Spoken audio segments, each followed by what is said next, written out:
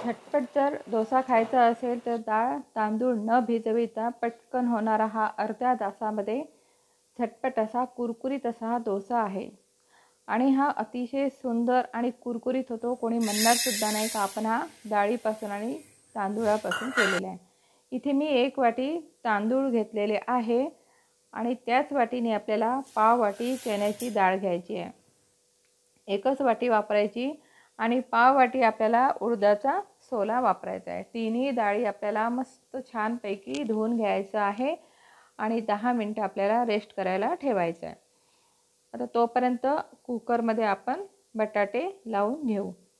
आता इथे 5-6 बटाटे लावून घेतलेले आहे आणि त्यामध्ये आपल्याला पाणी टाकायचं आणि कुकर लावून घ्यायचा। इथे एक मसाला तयार करून दाखवणार आहे। लसूण घ्यायचे आणि 5 ते 6 हिरव्या मिरच्या, अद्रक घ्यायचं आपल्याला, कोथिंबीर घ्यायचं आहे, 1 चमचा आपल्याला जिरं घ्यायचं आणि 1 चमचा आपल्याला धने घ्यायचं आहे। सगळं आपल्याला बारीक असं वाटण करून घ्यायचं आहे। आता कुकर आपला मस्त थंड झाल्यानंतर झाकण काढायचं। आता 10 मिनिटं झालेली आहे। 10 मिनिटं 15 मिनिटं सुद्धा तुम्ही ठेवू शकता। त्यामधली आपल्याला डाळ आणि तांदूळ काढून घ्यायचं आहे आणि मिक्सरच्या पॉटमध्ये आपल्याला टाकायचं आहे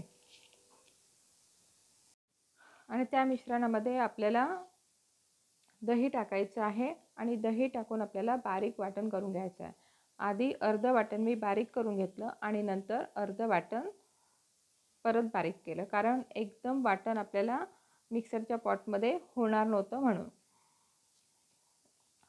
संपूर्ण बारीक करायचं आणि एका पॉटमध्ये आपल्याला काढून घ्यायचं आहे। आता त्यामध्ये आपल्याला 1 वाटी पोहे घ्यायचे आणि पोहे आपल्याला त्याच्यामध्ये टाकायचे। आता पातळच पोहे वापरलेले आहे।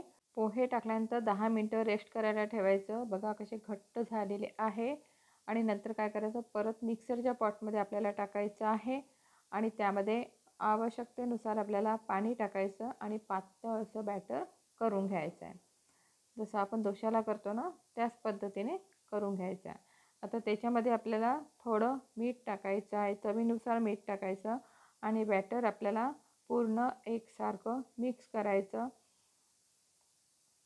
आणि ज्या वेळेला आपण डोसा करू ना त्यावेळेलाच आपल्याला त्याच्यामध्ये बेकिंग सोडा टाकायचा आहे। परंतु त्याआधी मी तुम्हाला भाजी करून दाखवणार आहे। कढईमध्ये तेल टाकायचं, मोहरी आणि जिरं टाकायचं। जिरं आणि मोहरी तडतड झाली की लगेच त्यामध्ये आपल्याला कांदा टाकायचा आहे। 2 मोठे कांदे घेतलेले आहे, बारीक चिरायचे आणि कांदा आपल्याला तेलावर चांगला होऊ द्यायचा आहे। नंतरच त्यामध्ये आपल्याला मसाले टाकायचे आहे। आता कांदा तेलावर होत आलेला आहे आणि जे आपण वाटण केलं होतं ना ते वाटण आपल्याला त्या कांद्यावर टाकायचं आहे। अतिशय सुंदर आणि छान अशी भाजी होते। हा मसाला जर तुम्ही करून टाकाल ना तर भाजी खूपच छान होते आणि तो सुद्धा आपल्याला तेलावर थोडा परतून घ्यायचा आहे, कारण आपण हिरव्या मिरच्या थोड्या जास्त वापरलेल्या आहे म्हणून आपल्याला तेलावर थोडं चांगलं परतून घ्यायचं। नंतर त्यामध्ये थोडी हळद टाकायची आपल्याला आणि जर तुम्हाला तिखट टाकायचं असेल तर त्यामध्ये आपण तिखट सुद्धा थोडंसं टाकू शकता। अगदी थोडं टाकायचं, जास्त टाकायचं नाही किंवा नाही टाकलं तरी चालेल। आता मसाला आपला मस्त झालेला आहे, खमंग मस्त येऊन राहिलेला आहे आणि त्यामध्ये नंतर थोडंसं पाणी टाकायचं। अर्धी वाटी पाणी टाकायचं, जास्त पाणी टाकायचं नाही आणि पाण्यामध्ये होऊ द्यायचं आहे। आणि कुकर थंड झाला की आपल्याला तोपर्यंत काय करायचे, बटाटे चांगले शिरून घ्यायचे। शेवटी चवीनुसार मीठ, आमचूर पावडर टाकायचं किंवा तुम्ही त्यामध्ये लिंबू सुद्धा पिळू शकता। आता फोडणी तर मस्त झालेली आहे आणि आता त्यामध्ये आपल्याला बटाटे टाकायचे आहे। बटाट्याची साल काढून घ्यायची आणि नंतर आपल्याला बटाटे टाकायचे आहे आणि त्या भाजीमध्येच आपल्याला फोडून घ्यायचे आहे। अतिशय झटपट आणि सुंदर अशी आपली ही डोशाची भाजी झालेली आहे। ही भाजी खूप टेस्टी आणि सुंदर लागते। मार्केटला होते ना त्याच पद्धतीने ही भाजी आहे आणि खूप सुंदर होते भाजी. त्या पद्धतीने तुम्ही भाजी नक्की करून बघा. आणि इथे आता आपली भाजी झालेली आहे. मस्त एक वाफ येऊ द्यायची आणि आपला गॅस बंद करून टाकायचा. आता आपली भाजी तर झालेली आहे, त्याला बाजूला ठेवायचं.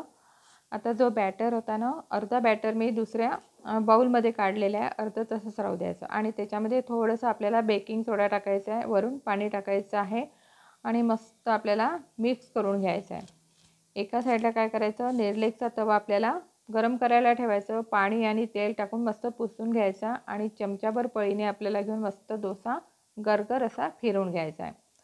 कोणी म्हणणार सुद्धा नाही की हा आपण वेळेवर डोसा केलेला आहे इन्स्टंट, परंतु हा खरोखर खूप छान होते. रात्रभर भिजवायची काही आवश्यकता नाही आहे.